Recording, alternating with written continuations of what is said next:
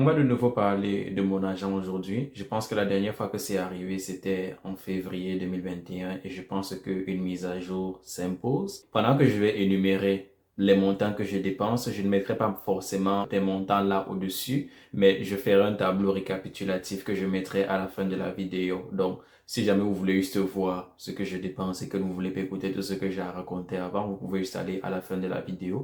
Mais je ne pense pas que ce sera grandement utile puisque je vous expliquerai en fait pourquoi est-ce que certaines de mes dépenses sont comme elles sont. On va commencer par la base qui est le loyer et comme l'année passée, je vis toujours au même endroit. Donc en ce qui concerne le loyer, je paye 427 dollars et 5 sous et il s'agit d'un appartement de 2 chambres et j'ai toujours le même colocataire que l'année passée. Donc, ce qui fait en sorte que le loyer revient à 855 dollars au total. Et notre loyer est assez bas et nous vivons à Moncton. Et c'est assez bas parce que l'immeuble dans lequel on est n'est pas très sexy puisque avant d'aménager là, j'avais l'habitude de dire que ce genre d'immeuble ressemblait à des prisons. Mais l'année passée, j'avais un peu aménagé en cas de force majeure et finalement, j'ai décidé de rester puisque le prix était bas. Et le loyer de 855 dollars que mon colocataire et moi payons inclut le chauffage. L'une des choses que vous devez toujours prendre en considération. Pour les étudiants, par exemple, si jamais vous louez une chambre, vous devez demander si tout est inclus. Donc, c'est-à-dire, si par exemple, on vous dit que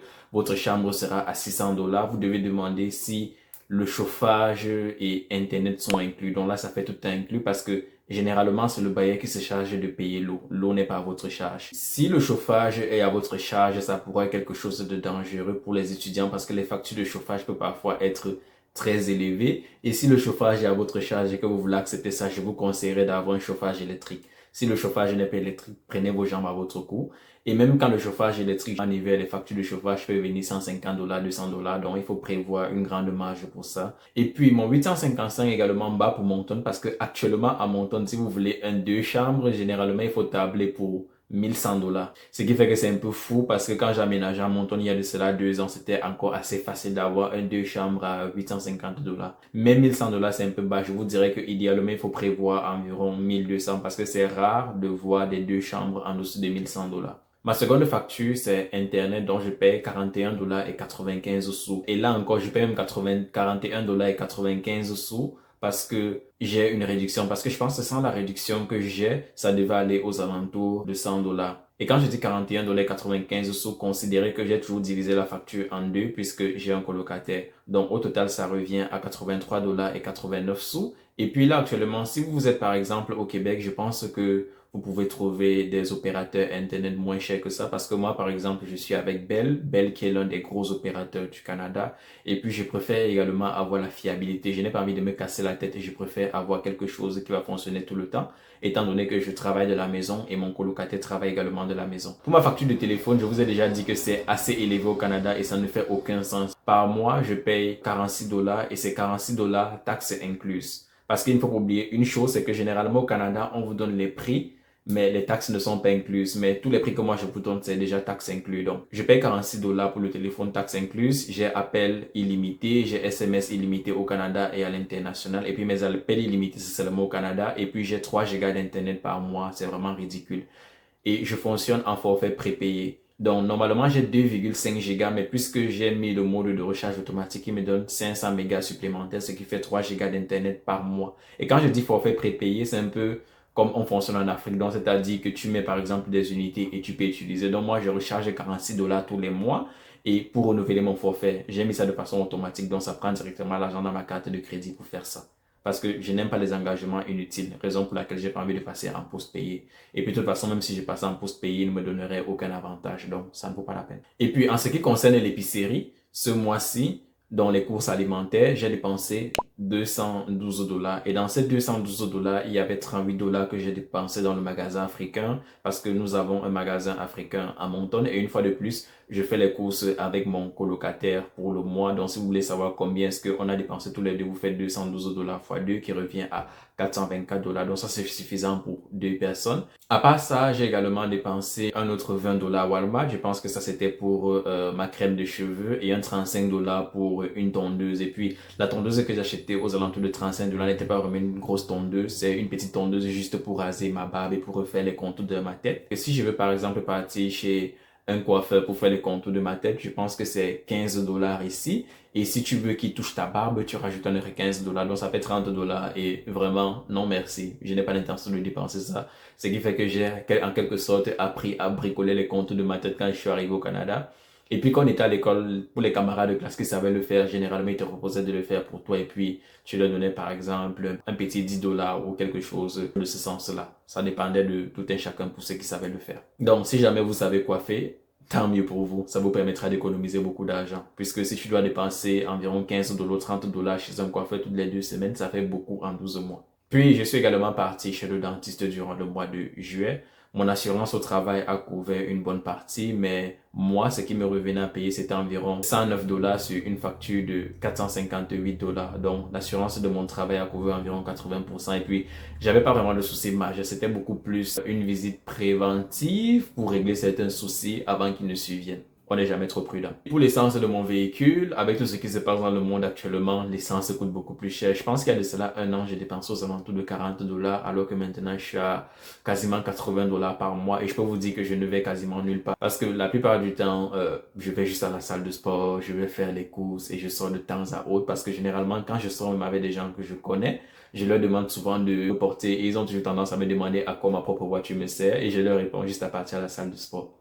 Parce que ce n'était pas pour ça probablement que je l'aurais déjà vendu. Et puis, je paye également l'assurance automobile. Actuellement, je paye 158 dollars et 01 sous par mois. Je pense que je ne suis pas loin de leur demander s'ils ne veulent pas mon rein par hasard. Et il faut considérer que je conduis une voiture de 2013 et puis c'est même pas vraiment un modèle cher. Je me demande si jamais je conduisais une voiture chère, comment est-ce qu'ils allaient me facturer. Mais en même temps, je comprends qu'ils doivent considérer, puisque l'assurance prend beaucoup de choses en considération comme mon âge, le nombre d'années d'expérience que j'ai pas beaucoup d'années d'expérience puisque mon permis canadien a à peine 1 an et que principalement, à part au Québec, on ne considère pas vraiment l'expérience que tu as acquise à l'étranger. Et même au Québec, c'est sous certaines conditions qu'ils vont considérer cette expérience-là.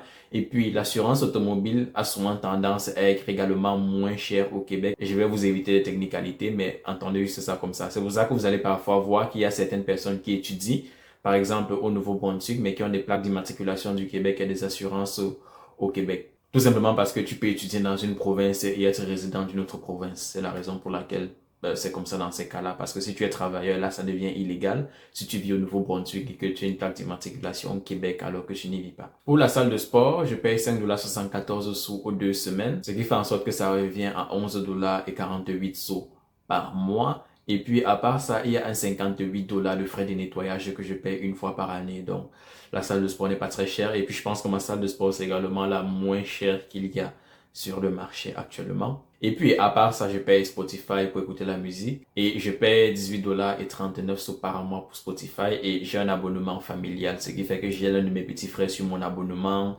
Il y a moi-même et je pense 3 autres de mes amis. Et puis, j'ai un abonnement familial parce que j'échange également des abonnements avec des amis. Comme par exemple, j'ai un ami qui paye Netflix. J'ai un de mes amis qui est sur mon Spotify qui paye YouTube Premium. Ce qui fait que quand moi je regarde des vidéos sur YouTube, je ne vois pas de publicité grâce à son abonnement à lui. Ce mois, j'ai également dépensé 14 dollars et 99 sous pour Skype puisque j'avais besoin d'appeler par voie directe au Cameroun, étant donné que là-bas, on dirait qu'il y a des gens à qui on donne la connexion gratuitement. Chaque fois que tu les appelles sur WhatsApp, ça ne fonctionne jamais. Et puis, il y a mon abonnement Crunchyroll à 9,99 $ par mois. Ça, c'est pour regarder mes animés. Et je regarde les animés puisque j'ai regardé des séries, donc j'estime que ça en vaut vraiment la peine. Puis, j'ai également une couverture contre le vol d'identité à 11 dollars et 44 sous. On ne sait jamais ce qui peut arriver. Je préfère me protéger. Que si jamais mon identité se fait voler et que quelqu'un contracte des crédits, par exemple, à mon nom, la banque avec laquelle j'ai ces protections-là va se charger de restaurer mon crédit. Donc, ils vont faire toutes les démarches pour moi et puis ils vont payer tous les montants qu'ils ont à payer pour que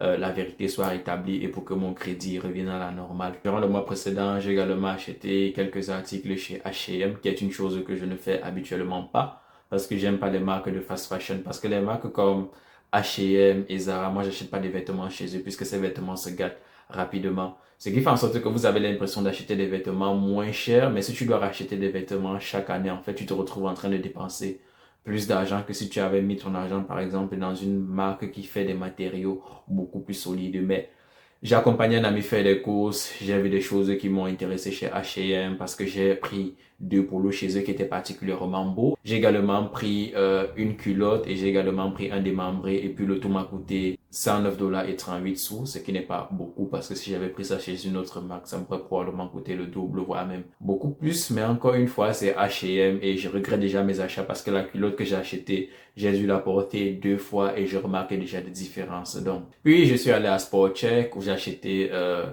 un article de sport, aide à protéger mon cou et ça m'a coûté 22,99 $ et durant ce mois-là, je suis également parti à Halifax qui est dans la province de la Nouvelle-Écosse où j'ai dépensé environ 400 $. J'y suis resté vendredi, samedi et je suis rentré dimanche durant la journée et 400 $ c'est pas vraiment beaucoup dépensé puisque ça inclut le logement, ce que j'ai mangé là-bas puisque j'avais l'habitude de manger dehors. Ça arrivait également moins cher parce que j'étais avec un ami, donc on a pris un appartement, ce qui fait que ça revenait beaucoup moins cher que si par exemple on devait prendre 2 chambres d'hôtel. Voyager au Canada c'est cher, prendre des avions au Canada c'est cher. En plus de ça, même les hôtels au Canada c'est cher, ça ne fait pas de sens quand je compare par exemple avec les hôtels aux États-Unis.